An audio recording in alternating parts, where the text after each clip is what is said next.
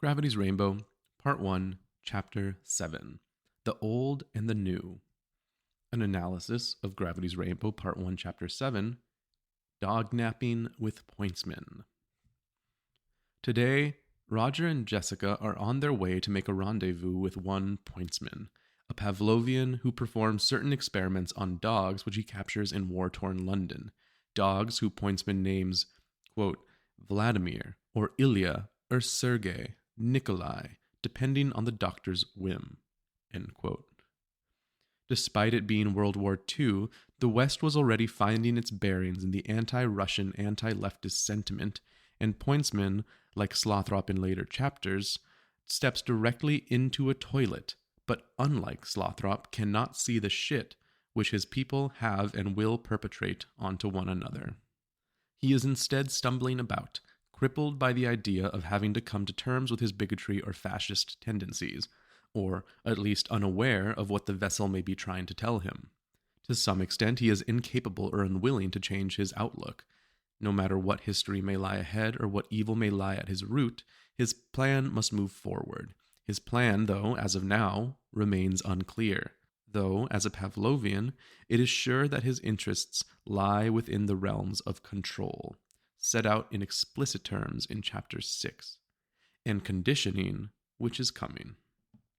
Roger and Jessica find him in this awkward state, in the middle of a bombed-out building, one destroyed by a V-2 rocket that, quote, took down 4 dwellings the other day, 4 exactly, neat as surgery, end quote, as if that was all it intended to do, not to enact some specific plan, but just to destroy. Jessica is the only one to react to the horrible situation on an expected emotional level. She sees the dog that Pointsman is after and imagines it, quote, waiting in the night and rain for its owner, for its room to reassemble round it, end quote.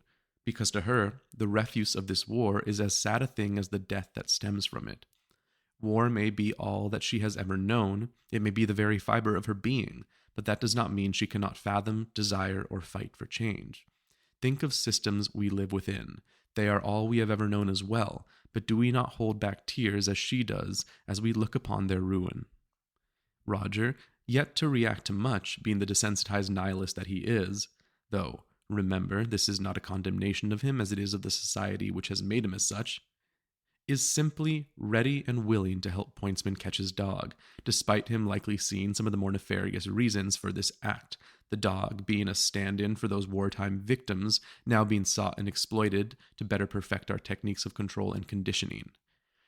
As they are continuing the chase, the dog has a thought while picturing the light from the day before. Quote, light from the rear signals death. Men with nets about to leap can be avoided. End quote. The new war versus the old. Both terrifying, but at least you have a chance against one. And with that, the dog does manage to escape.